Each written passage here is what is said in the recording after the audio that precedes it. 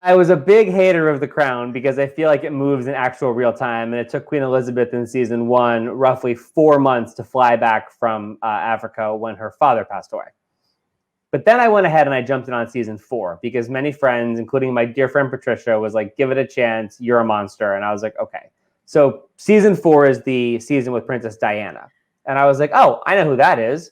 And Charles, sounds great.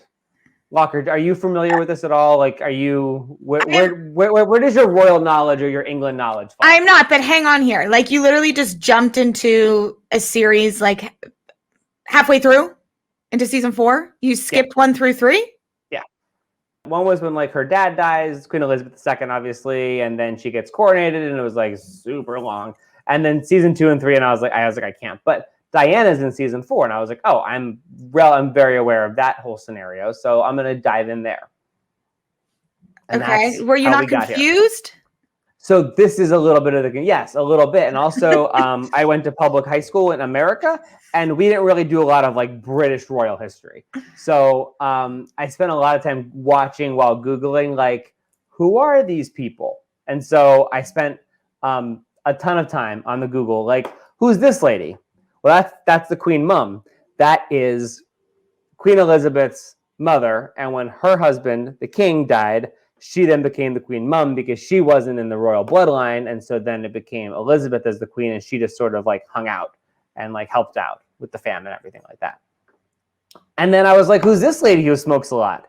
This was Princess Margaret, who is very like tough and steely. And then she ends up getting like, she smoked a lot, so she ended up having like a lung issue, and she was Queen Elizabeth's sister. So she was like so close, but not the one. And so that was part of the storyline that she dealt with. And then I was like, who's this other lady that sits at the table all the time and talks? This is Princess Anne. She, Courtney Lachlan, is the only royal to ever be an Olympian. She was part of the English Olympic team for equestrian horse riding. Wow. Yeah. Bravo to her. She's the second born of Queen Elizabeth. Charles, then her, and then there's 2 other boys. Okay. Wouldn't it just been easier to just watch seasons 1 through 3 as opposed to going through all of this rigmarole to find out who these people are? I don't know if they like clearly define that though. And I wasn't really interested in the like coronation to the 80s. But once we got to the 80s, woohoo, things were rolling.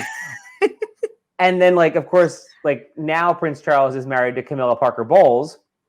And apparently she was like in the picture the whole time, which was kind of wild to see like Camilla and Charles while he was married to Diana. And all of this is alleged because the royal family says that the crown is a bunch of rubbish. But it was wild to see. And then I kept being like, when is Camilla Parker Bowles going to lose her leg? And then I realized I was thinking of Paul McCartney's wife, not Camilla Parker Bowles. So she has both legs. Okay. And that's a history lesson for everybody. Oh, we're just getting started. So it's also a big storyline of Margaret Thatcher, the Iron Lady, and the Queen, and how they did and did not get along during certain points. And the episode that I last watched was about the Commonwealth of Nations. Have you ever heard about the Commonwealth of Nations? Yes.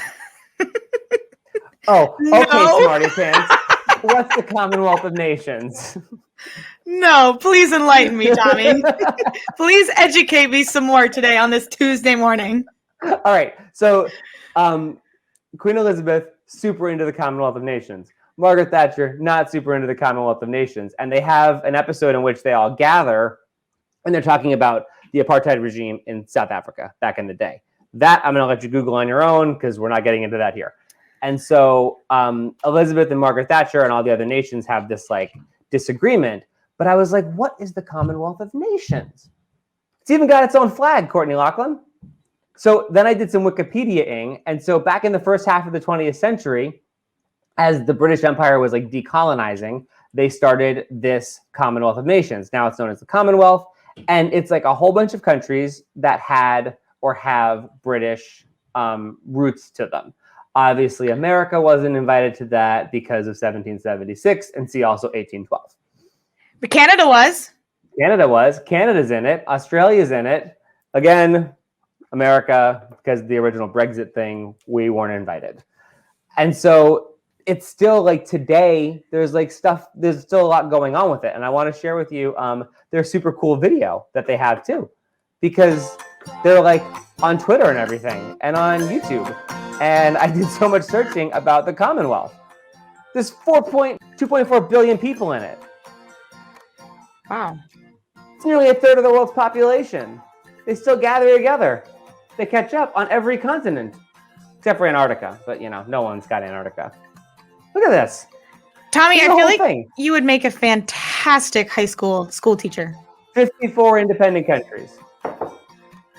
And they all gather, and they're not like an alliance per se, but there are like shared values and democracy and all the things. If you would have been my high school history teacher, I think I definitely would have passed. There you go. So thank you. You know what? That's the nicest thing you could have ever said to me, Courtney Lachlan. I appreciate that. I will say this though, it makes sense because, and I didn't put this together.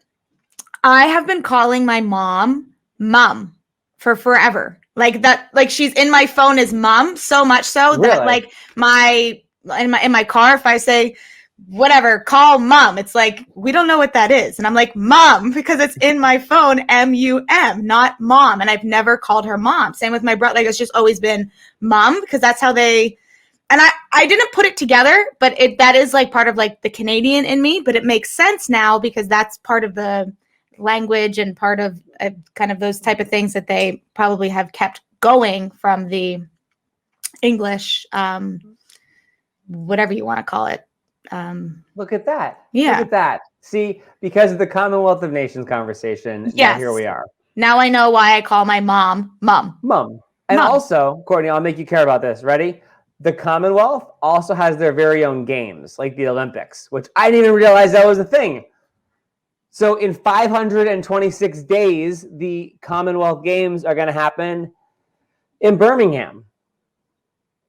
Wow. England, not Alabama. Because again, we're not part of the Commonwealth because 1776, also 1812. Does it give any insight in terms of what type of games? Games. I'm sure British things like croquet and polo and those things. I guess. I don't know. That's but cool. This guy's a boxer. So there's that. That's going to happen for sure there.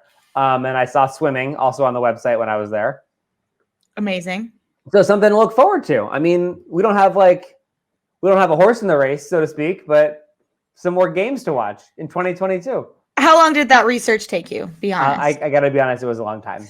But now I feel really good about knowing a lot of things. And then I also went to like down the rabbit hole of like Lord Mountbatten, who, spoiler alert, gets assassinated, and all the other things. So I feel like I learned something this weekend, and hopefully you just learned something too.